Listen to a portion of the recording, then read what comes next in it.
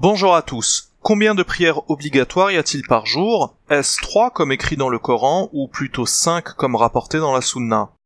Pour y répondre, on va accumuler des informations qui viendront de ces deux sources et qui nous mèneront à une conclusion qui s'imposera d'elle-même.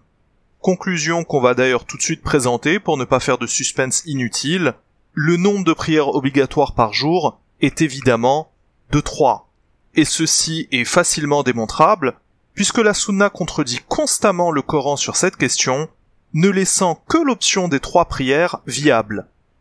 Mais pour commencer, est-ce que la prière est obligatoire? La réponse est dans la sourate 4 verset 103. La salat y est décrite comme étant kitaban, une prescription. Terme que l'on retrouve d'ailleurs pour le jeûne du mois de Ramadan, kutiba, dans la sourate 2 verset 183. Il y est d'ailleurs indiqué que les enfants d'Israël avaient aussi un jeûne obligatoire à effectuer, et effectivement, on trouve dans la Torah un jeûne de 24 heures pour le jour des expiations. Donc la prière, au même titre que le jeûne du mois de Ramadan, est obligatoire. Remarquons qu'à la fin du verset, il est dit que la prière est périodisée, ce qui pose donc les questions quand et combien de fois par jour doit-on prier? Le Coran va bien évidemment répondre à ces questions. Pour ce qui est du nombre de prières, le Coran en mentionne 3. Leurs nombres apparaissent en toutes lettres dans 24-58 et 2-238. Mais comme vous le savez, malgré ces versets du Coran, le sunnisme commande plutôt de prier 5 fois par jour. Alors, d'où vient ce chiffre?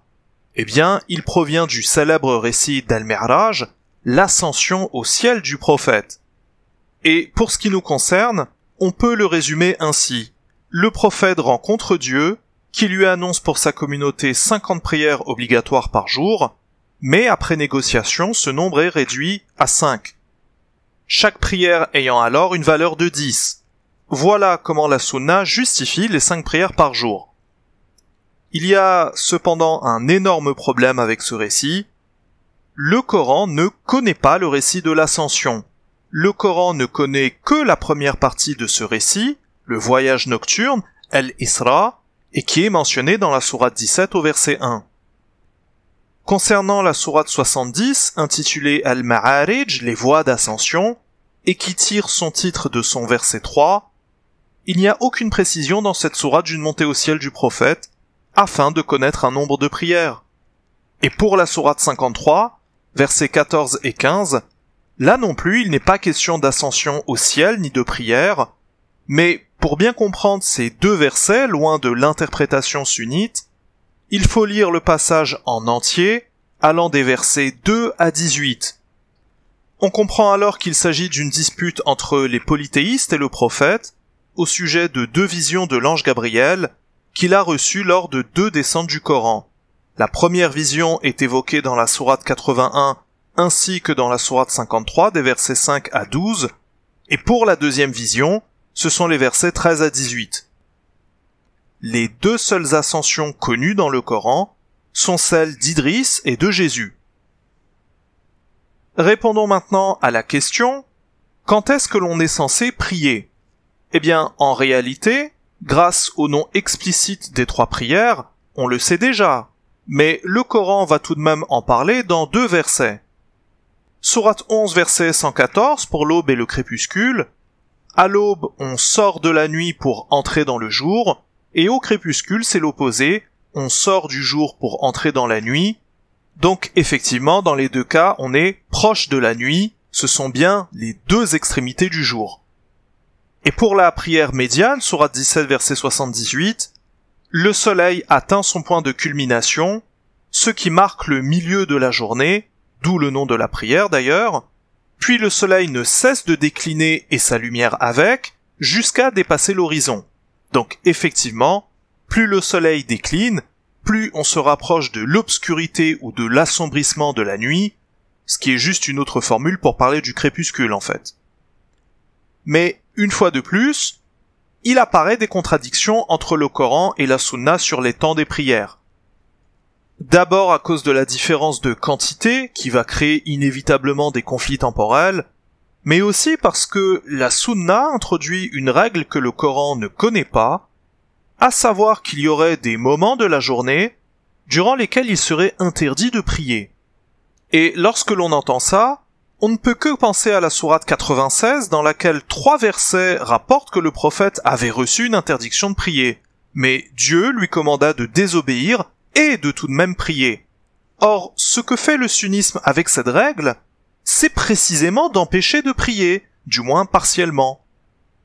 Et cette règle va engendrer de nouvelles contradictions pour les temps des prières. Je vous affiche les 5 temps de la journée interdits à la prière selon le sunnisme. Les temps qui nous intéressent sont les 3 soulignés, car ils sont en contradiction directe avec le temps de la prière du milieu, ou médiane. La sunna nous informe qu'il n'est pas possible de prier à partir de la salat al-asr jusqu'au coucher du soleil. Or, comme nous l'avions vu, pour le Coran, le temps de cette prière va depuis le point de culmination jusqu'au crépuscule. Mais surtout, le Coran ne connaît pas la salat al-asr. Et pour ce qui est du premier verset de la sourate 103, on y trouve écrit « wal asr » par le temps, et non pas « wa salat al-asr » par la prière du temps. Il ne s'agit donc pas d'une prière ici, pas plus que dans la sourate 95, versets 1 et 2, il y serait question d'une prière du figuier, de l'olivier et du mont Sinaï. Intéressons-nous maintenant à la salat al-Isha, car ici encore, il y a contradiction. Dans le sunnisme, le temps de cette prière va de la fin du crépuscule jusqu'à minuit. Ce qui contredit donc 11.114, qui précise que cette prière est à effectuer au moment proche de la nuit, et non pas durant la nuit elle-même. D'ailleurs, elle s'appelle prière du crépuscule, et non pas prière de la nuit. Revenons sur un détail.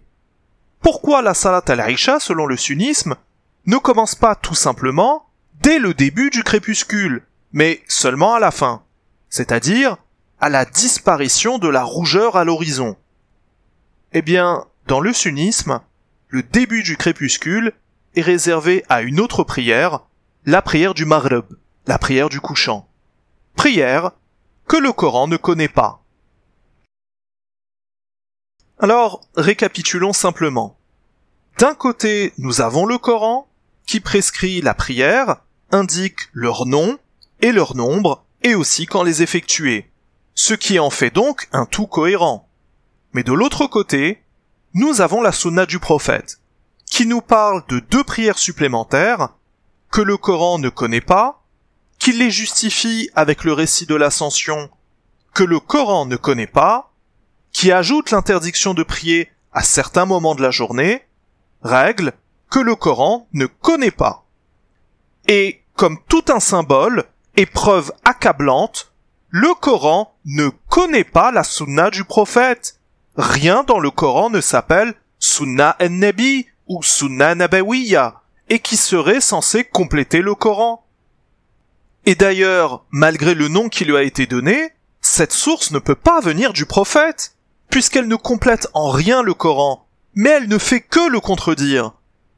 Et donc, comme annoncé dans l'introduction, la seule option viable est de suivre seulement la parole de Dieu, le Coran, exactement comme Dieu le commande à son prophète et à sa communauté.